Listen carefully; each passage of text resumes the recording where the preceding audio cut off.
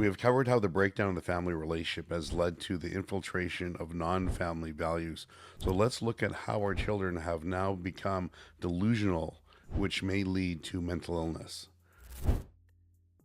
The consequences of this breakup of this parent-child relationship is that when I was growing up, I knew I was a bad kid.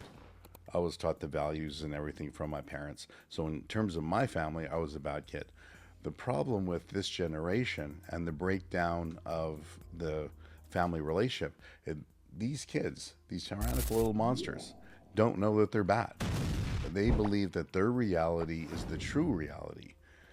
And that's the consequences of not growing up with hypocritical parents. Because my parents always said one thing but did another. Socrates' kids would say their parents were hypocritical, and your parents will say that I was. And God willing, you will have the same parents too.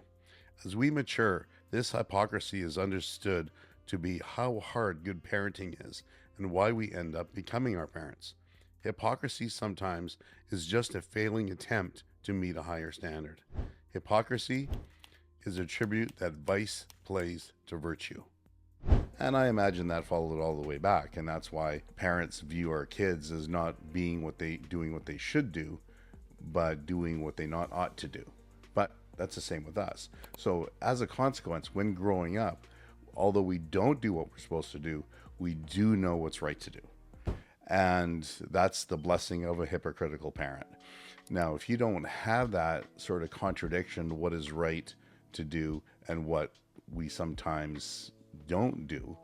Silver alert. Missing senior who pretends to be a podcaster with potential cognitive impairments evidenced by long confusing word salads, usually complaining about children today and how it was better in his day. You can capture him with single malt scotch and a nice Monte Cristo.